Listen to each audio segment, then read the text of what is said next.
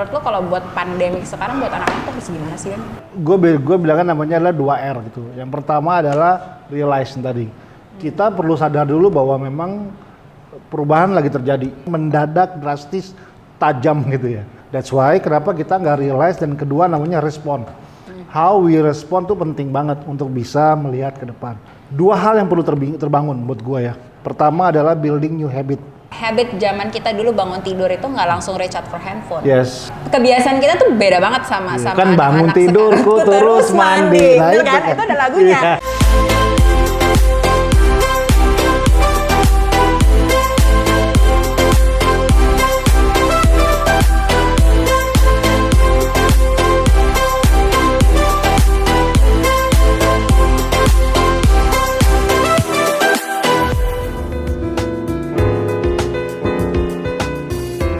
Bang, kita Yes. udah lama ketemu Ben.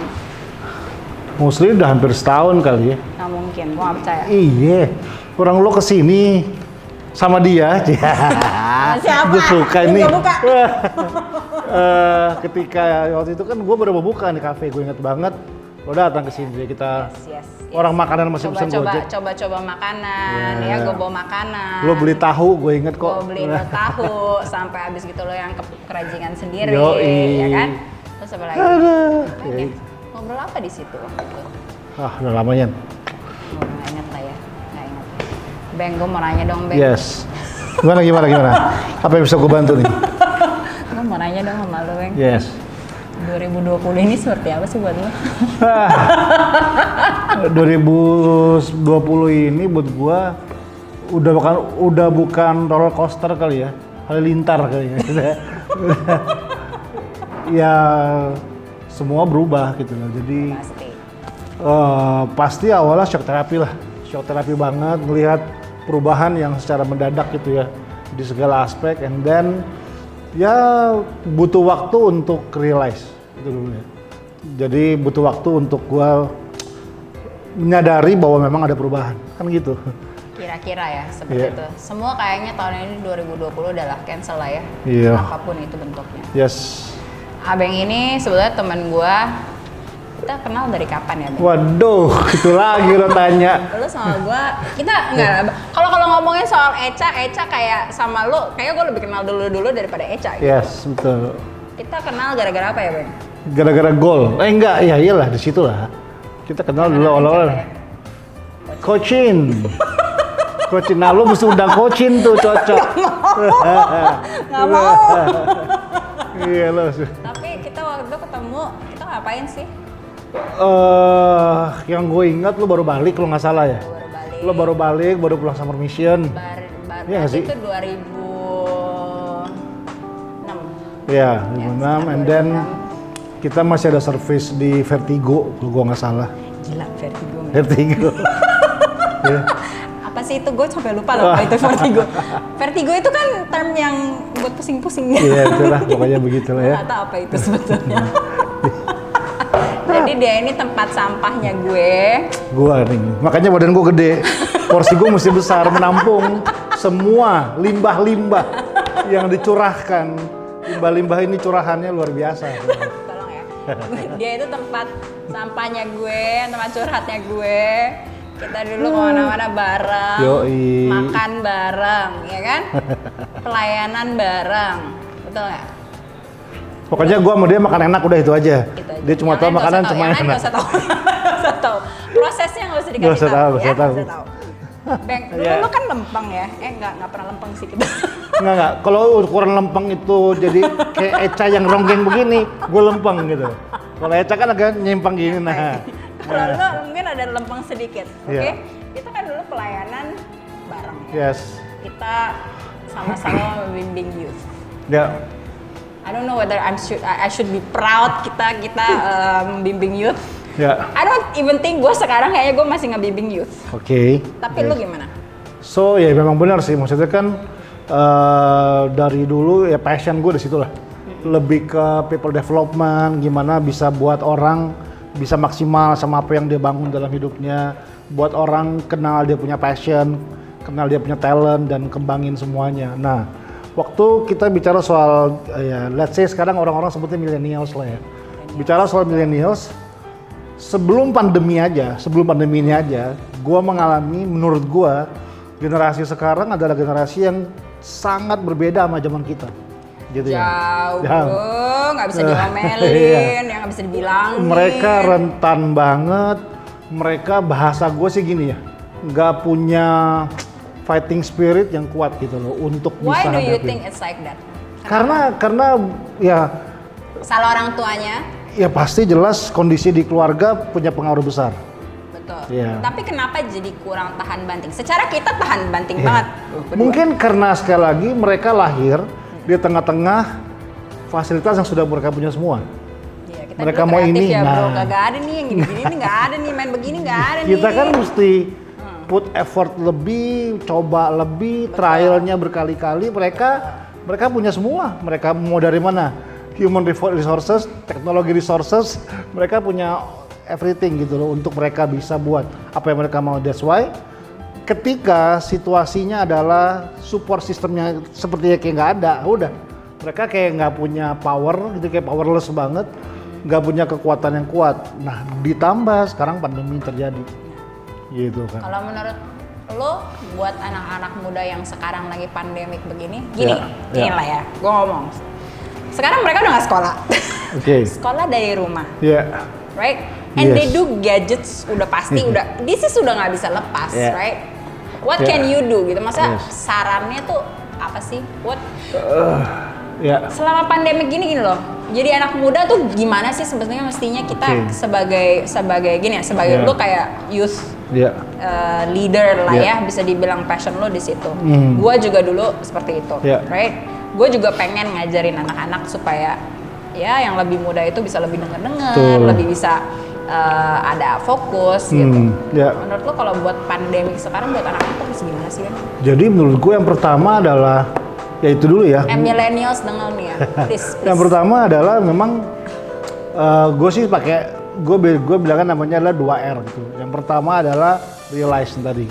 Kita perlu sadar dulu bahwa memang perubahan lagi terjadi gitu ya. Di infrastruktur, tatanan masyarakat, pola hidup, lifestyle, culture sedang berjalan dalam sebuah perubahan yang sangat signifikan, mendadak, drastis, tajam gitu ya. Nah, sebelum kita bangun dari mimpi kita itu dan sadar bahwa cara gue belajar berubah, cara gue upgrade gue punya diri berubah, cara gue kejar cita-cita gue berubah, kita akan susah lepas dari sini. Kita akan bermain di budaya yang kalau gue bilang mungkin budaya masa lalu yang berharap orang masih berharap keadaan kembali seperti semula. Betul. Which is gue nggak bilang nggak mungkin terjadi, tapi menurut gue dalam waktu dekat ini sangat susah untuk terjadi. That's why kenapa kita nggak realize, dan kedua namanya respon. How we respond tuh penting banget untuk bisa melihat ke depan. That's why buat anak-anak muda, menurut gue kita mesti belajar pertama think out of the box gitu itu dulu ya. Melihat dunia dari kacamata yang berbeda, mau nggak mau gitu loh. Nah, dua hal yang perlu terbangun buat gue ya. Pertama adalah building new habit. Habit. Yes. Oke, kalau lo ngomongin soal habit ya, Ya. kita punya habit sama mereka punya habit tuh different loh. Yes. Habit zaman kita dulu bangun tidur itu nggak langsung reach out for handphone. Yes. That's why. Ngerti kan? Tuh. Ya kan kita bangun mungkin ngulet gitu Ya, kan, terus betul. habis gitu mandi. Tapi kebiasaan kita tuh beda banget sama Kan bangun anak-anak tidurku sekarang. terus mandi. Nah, Betul itu kan? kan. Itu ada lagunya. Iya. Nah, anak-anak milenials nggak tahu lagu itu, right? Ya. Apakah maksudnya menurut gue habit mereka itu dirubah? Maksudnya menurut gue sih kenapa harus beda sama kita zaman dulu gitu? Walaupun perkembangan zaman udah kayak Ya. gimana gitu, Ya. tapi nggak haruskah gitu maksudnya habitnya mereka sampai berubah drastis gitu? Iya, karena apa ya, buat gua yang akan jadi apa sih ya, bukan dinamo lah, motornya orang bisa survive, motornya orang bisa beradaptasi dengan sesuatu yang baru adalah ketika dia punya habit yang kuat, yang dibangun dari repetition ya, yang diulang-ulang terus menjadi sebuah kebiasaan. Karena kebiasaan yang baru itulah yang buat gua akan buat kita bisa hadapin badai lah bahasanya ya untuk kita. Cuma memang benar untuk bisa bangun habit itu perlu sebuah proses perjalanan yang nggak mudah. Sebenarnya ujung itu bukan habit yang gue mau bahas, lebih ke new culture gitu. Gimana kita bisa create a new culture sebagai millennials. Nah, tapi bicara soal culture itu udah jauh banget lah, gitu ya. Udah sampai terlalu ujung, cuy.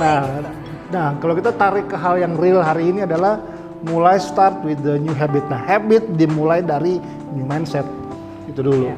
Nah, how do we change our mindset itu buat gue adalah hal yang sangat penting. Karena kan gini, tadi gue bilang, it's all about respon. Buat gue nih ya, semua yang terjadi apapun ini itu nggak ada artinya sebelum kita yang kasih arti. Jadi everything is netral. Pandemi itu netral menurut gue.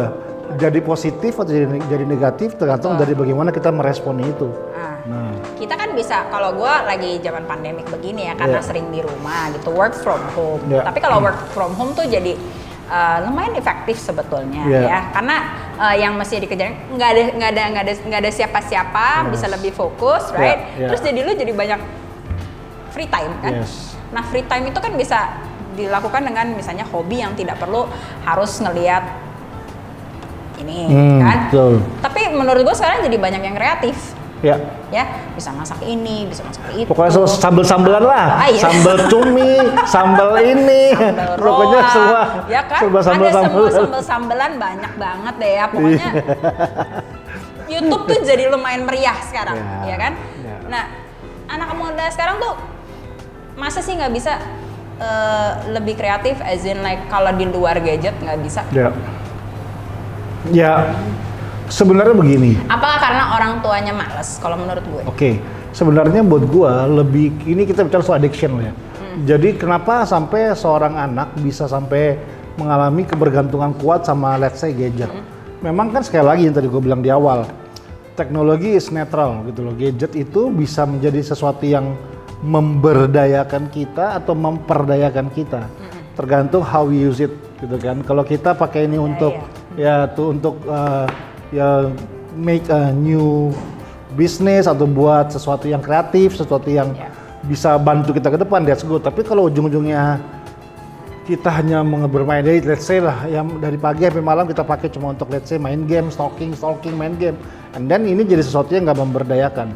Tetapi pengalaman gue ya kan, gue bersama dengan Yeri, kita kan banyak nangani anak-anak ya, let's say drugs. Tuh, denger ya, drugs, this is really not good, okay? Dan selama pandemik, ada tetap kasus-kasusnya. Dengar gitu. ya, masih ada loh, masih ada tuh. Nah, ini gue punya satu pengalaman cukup menarik. Jadi gue ada di Jember, Jawa Timur lah, ketemu satu anak, namanya Evan. Nah, jadi permasalahan dia adalah dia cerita sama gue, Kak, saya ini nggak pakai narkoba, saya ini nggak isep ganja. Tapi masalah saya adalah dengan gadget dan game online. Nah, rekornya dia cerita, dia sempat main sampai 49 hari nonstop. Di depan komputer, di warnet. Jadi cuma buang air besar doang, keluar. Jadi benar-benar dia cuma di warnet 49 hari. Ridiculous. Iya kan? Dia nggak kemana-mana, orang tuanya kuliahin dia nggak kuliah, orang tuanya modalin buatin bengkel motor. Oke, kalau misalnya dia gamer yang, enggak, jadi gamer, kalau misalnya lo gamer yang berpenghasilan, enggak. You're fine gitu, I don't care. Iya, benar. Bener kan? Kalau tapi kalau lu cuman karena addiction 49 days lo ada di depan komputer di warnet, itu ridiculous. Itu kan gila. Nah, kebetulan gue gak suka games, gue bukan gamers gitu ya. Sama, gue juga. Jadi gue duduk sama dia, gue tanya dong, Van, kasih tau kakak deh gini, kakak tuh nggak ngerti banget apa sih menariknya games sampai kamu mau rela sampai buat semuanya sama dia. And amazingly adalah waktu gue denger jawaban dia, tau nggak dia bilang apa? Dia bilang begini, gini kak, karena games kasih reward buat saya. Kalau kita main games kan, kalau menang congratulations, you are a champion, you are number one. Games selalu kasih reward buat saya. Papa saya nggak pernah bilang sayang sama saya, mama saya nggak pernah ada waktu saya butuh dia. Parents. Nah, jadi dia bilang gini, buat saya yang care sama saya bukan yang di rumah, yang di depan komputer saya ini.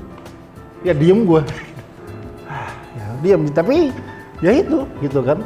Gue ketemu orang, bro berhenti dong ngerokok, itu ya masalah gini. Nah, terus dia bilang gini, bro, dulu waktu gue lagi baik-baik, semua orang mau main sama gue. Tapi gitu gue lagi hancur sekarang, satu pun nggak ada yang mau sama gue. Cuma rokok yang setia, di kala susah, dan senang. Ya diem gue. Mau ngomong apa? Coba. Mau ngomong apa digituin? Jelep aja gue. Iya sih. Kalau kayak gitu kondisinya lumayan susah sih ya. Ya udah gue bilang gue akhirnya di situ gue mencoba memahami generasi ini. Generasi ini pada dasarnya mereka bukan nggak bisa diajar, mereka bukan nggak bisa diarahin, tapi kurang kasih sayang. Pertama kurang kasih sayang, kedua ada gap yang cukup besar secara culture, secara budaya, secara language, sehingga orang tua kayaknya udah nggak paham lagi sama makhluk-makhluk ini. Gue sih nggak paham, terus terang I cannot relate. Seriously, I really cannot relate to them. Dengan segala... Gue nggak ngerti, dibilangin nggak bisa, ya kan? Diomongin nggak ngerti, so English, ya kan? I can aja deh. Yeah, I can be in English environment, but you still don't understand me. I still can get you. Dia juga nggak ngerti gue, Ben. Iya kan? Gini, lu sebagai kita berdua dulu counseling, sering counseling orang, banyak yang curhat, whatever. Tapi makin ke ujung gue makin gak ngerti gitu loh. Masa lalu apa sih sebetulnya? Tapi ternyata ya kasih sayang gitu. Kasih sayang sama perhatian. Ya. Nah, hopefully dengan pandemi ini sebenarnya bisa menjadi salah satu way out juga, karena mau nggak mau parents akan stay di rumah. Tapi kan kondisinya nggak seenak itu juga. Sebulan pertama parents merasa nyaman di rumah. Sebulan kedua emak udah mulai teriak dong, gila. Tolong sekolah kapan buka lagi? 5 bulan ini. Sekolah coba tolong buka. Karena mereka udah nggak tahu gimana caranya menghadapi. Tapi kan keluarga lo kalau soal sekolah gitu kan, you guys have been homeschooling for quite a while. Iya. Anak gua Clay udah masuk tahun ketiga sini ya, homeschooling sih. Sekarang lebih make sense homeschooling gue. Nggak usah lah bayar mahal-mahal, nggak jelas gitu lah ya. Nah, ini banyak banget nih mams yang kontak gua, nanya-nanya, udah DM gua nanya-nanya soal homeschooling segala macam, karena ya mereka mulai melihat ya masih belum ada, karena ya basically juga memang bener sih masih belum ada kejelasan juga ini kedepannya kan seperti apa. Gue juga kagak tahu ini, jelas kita begini terus mau sampai kapan nih? Gue mau ngobrol-ngobrol sama lu kayak begini doang, mau sampai kapan? Kagak ada bisnis, kagak ada apa. Nah, gue mau nanya sama lo, bisnis kopi lo apa kabar cuy? Nah, kita di kopi kita satu ini, by the way punyanya Abeng, baru mau buka, gue udah datang ke sini, right? Terus sekarang udah 1 year later. Pas 1 year, bulan Juli. Pas 1 year later, how is it going? So, waktu ya namanya juga baru, setahun tuh masih baru.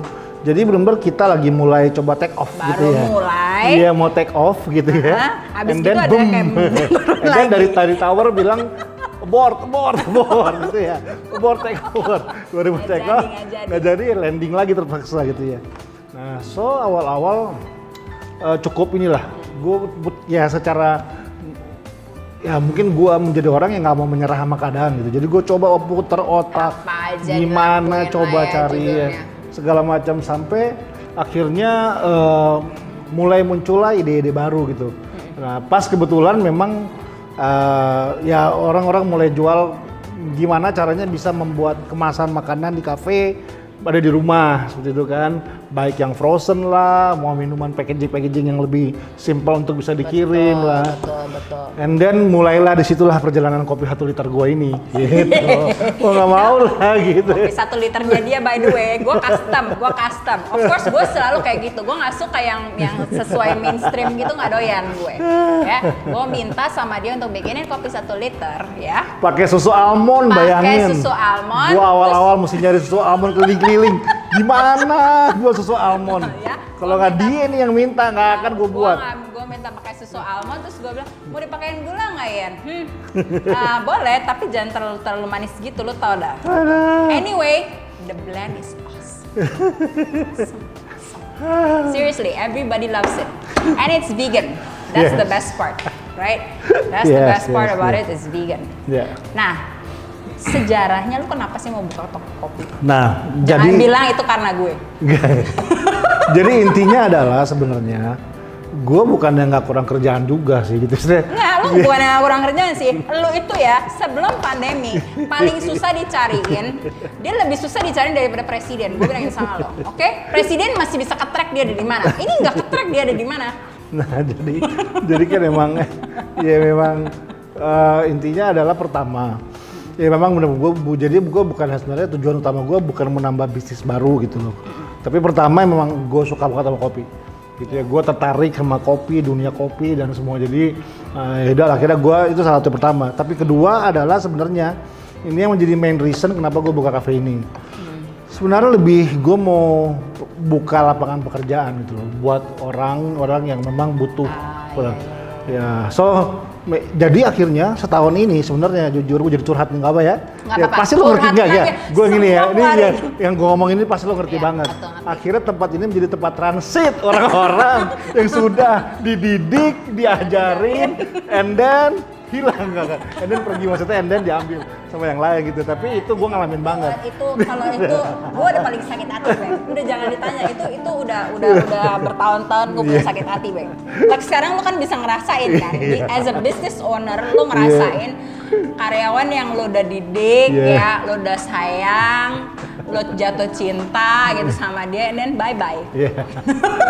Kayak lo lagi enak-enaknya terus lo tinggal gitu, tau gak? Iya, jadi itu salah satu ya sih. Jadi emang berapa kali gitu udah gue pelatih, udah gue training, udah semua, gue sekolahin gitu, udah semuanya sampai jadi, and then tapi akhirnya akhirnya gue melihat bahwa ya sudah, kenapa daripada gue bener dongkol gitu ya, kenapa ya memang ya sudah gue jadiin aja bahwa memang ini tempat transit gitu. Orang-orang yang mereka belum punya pekerjaan, baru mulai coba, baru mungkin mau belajar dulu. As in mungkin kalau bisa dibilang you took kids yang putus sekolah, atau first graduate lah yang belum lulus SMA, belum tahu mau kuliah di mana, belum seperti itu. Udah mau nggak mau gitu belajar sampai jadi. Ada ya paling nggak ada bimbingan lah ya judulnya. Benar nggak? Siap. Nah, kalau dulu gue kasih lu tempat buat senang, benar kan? Kan dulu ya, gue dulu punya kafe. Iya. Enak banget. Apa kabar ya? Lu kalau di situ meeting dari pagi sampai tutup. Sampai tutup, gue nggak ngerti lo mau ngapain. Yes. Itu dia. Selain lu misalnya, kita ngomong balik lagi. Lu selain ngelakuin bisnis kopi 1 liter yang sekarang ini. What do you wanna do? What else do you wanna do? Salah satu pengembangan yang sedang dilakukan adalah terutama dengan beberapa teman-teman gua adalah kita buat satu lagi produk baru gitu ya, namanya Jumba. Ya. Healthy smoothies. We'll go and do that, Jumba nanti. Nanti Loren akan langsung ketemu dengan the person behind Jumba. Tapi ini salah satu cara untuk kita bisa ngembangin lah. Sebenarnya sistemnya itu kita membuat cara yaitu dengan nama Cloud Kitchen gitu. Cloud Kitchen atau pick up point. Di mana kita bekerja sama dengan kafe, resto yang basically kan untuk buat minuman ini cukup menarik. Nanti lo belajar lah ya. Itu pertama jelas no sugar added. Lalu kedua all natural. Ada beberapa tapi tambahan kayak yogurt. Tapi semua bentuknya udah diproses sehingga menjadi kayak ice cube aja udah.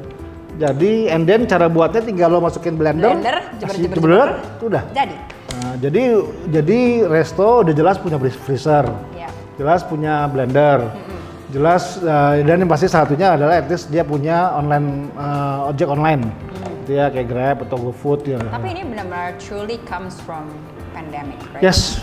Kalau misalnya nggak ada pandemic ini mungkin nggak ada Jumba. Betul. Benar nggak? Betul, itu dia. So we can be creative still, ya kan? Let's hope through the pandemic ini akan keluar brand-brand baru, benar nggak? Brand-brand baru, brand-brand yang lama ya bisa bertahan. Tapi you need to be humble and you need to be creative. Kalau menurut gua seperti itu sih. Setuju. Maksudnya kreativitas itu udah kayak nafas ya. Maksudnya kita perlu banget terus coba lagi. Cuma memang masalahnya begini. Orang tuh ini masalah generasi ini sih ya. Kita suka hal yang semua serba instan, ya. Gitu. Bukan cuman instan doang. Kalau menurut gue kita itu sebagai orang Indonesia kurang punya yang namanya patience. Right? Jakarta itu semrawut. Maunya semua cepat. Betul. Ya kan? Fast moving. But now it's slow. Everything is slow. So when everything is slow, I think mestinya sih kita lebih bisa berpikir tenang. Ya kan? sewaktu kita pikir tenang, mestinya kita lebih kreatif. Yes. Ya kan, nggak muddle headed, lo nggak capek, nggak setiap hari lewatin polusi, nggak setiap hari lo unek orang, ya kan. Sekarang lebih santai, dan menurut gue dengan adanya Zumba ini juga satu, it's nambahin kreasi anak bangsa sih menurut gue. Tuh. Dan healthy, dan sehat. Ya, percaya. Oke, Bang, gue mau nanya lagi sama lo. Oke. Sebetulnya sih lu juga boleh nanya gue sih. Iya, tenang aja, gue udah ngumpulin. Lu dong, we save the best for last. Gue udah mulai takut sebetulnya dengan gue ngomong seperti tenang itu. Tenang aja, nggak apa-apa. Bang itu tau gue lumayan lah ya. Kita kasih for dulu. Tapi gue mau nanya satu lagi, gini. Yeah. Teman-teman lo itu yang maksudnya gue bukan bilang teman-teman kita nggak sama, tapi kan we have circles, we have different work ethics gitu ya sekarang. Ya, lo sekarang